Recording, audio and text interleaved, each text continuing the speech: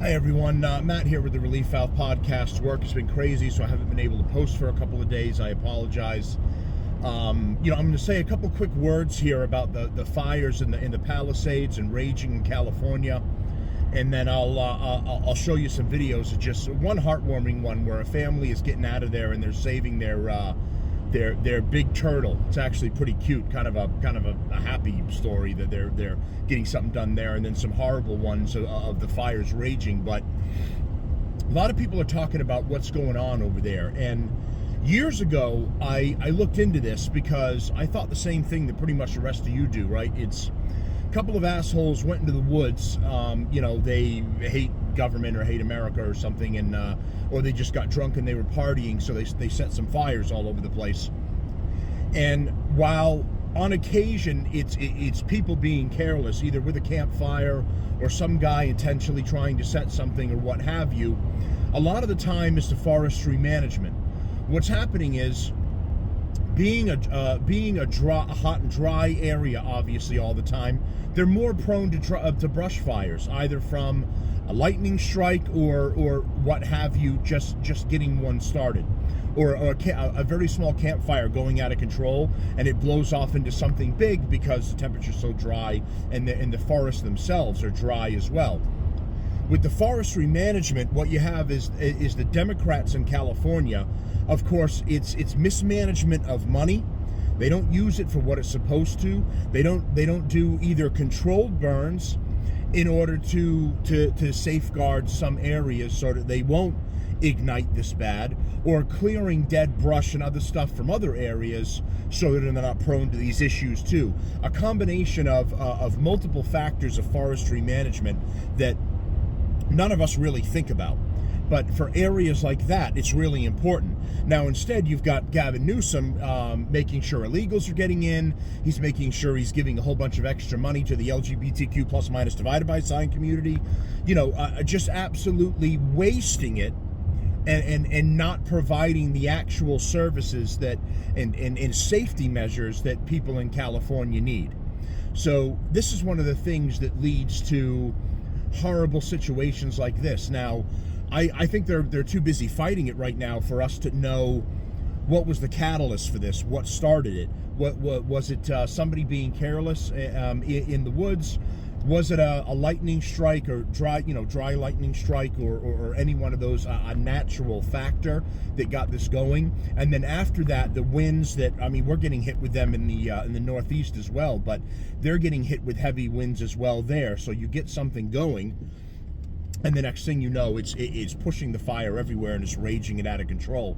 So for winds like this, you only would have had to have started or have had happen a very small fire or a very small situation, and you could have it very quickly turn into this because of these winds.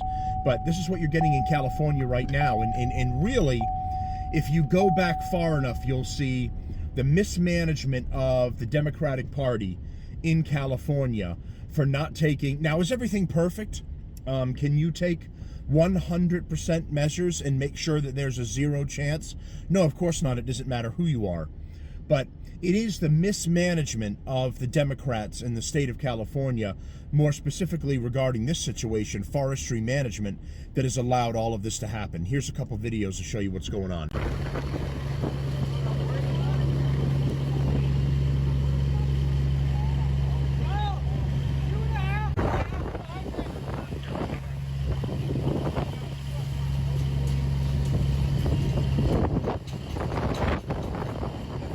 Simply put, this is a hellscape. There are so many homes on fire. It is unusual to see a home that is not. We're here on the Pacific Coast Highway in Malibu, and look at what 80-mile-per-hour wind gusts are doing to these flames.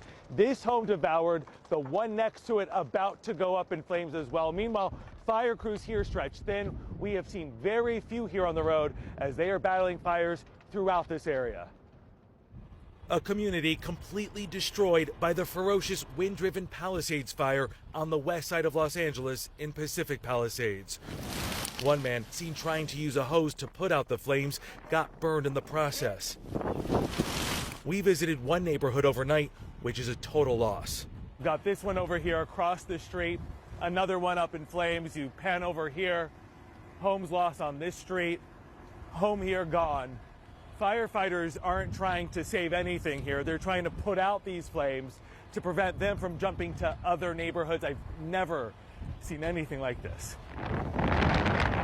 The Palisades fire broke out Tuesday morning and within 20 minutes exploded to more than 200 acres, creating the walls of flames you see here. While evacuation notifications were sent out, traffic built up on the few main routes in and out of the area, leaving vehicles stuck in the gridlock as flames advance closer. The flames moved in so quickly, people who were trying to evacuate, they panicked. Every car that you see here represents someone or a family that in that state of fear thought the best option was to abandon their cars and flee on foot. A bulldozer cleared 100 cars from the roadway to create a path for fire engines. Come on, guys, we gotta go. Our own CBS News crew narrowly escaped flames as the fire grew to encompass the whole town. Governor Gavin Newsom urged residents to heed evacuation orders. In all of my years covering wildfires, I have never seen anything quite like this. I mean, home after home in iconic Malibu destroyed. There are more homes on fire than men and women that can get to them. The LA Fire Department calling on all backup reserves off duty to come into service for the first time in 19 years. We waited as long as we could, but it is time to go. We're working on evacuating my grandparents and all of the animals. We're putting everybody just down the street at a different house, but we are way in line with the line of fire, so we gotta get out of here. Ready to go? Yeah, it's time to leave. Good job, baby. Evacuation team. Yeah. Want to pepper? Oh, tasty. Good boy. Yay! Good job. Good job. Good boy. Nice job. Ready? Such a douche. Did Grandma walk away there? No, that's in your house. I went over there and I said, we're all there. Oh, his face. That's okay. Nice and slow. And then, yeah. Oh, yeah. Watch your fingers, man. And then we push him this way. And then,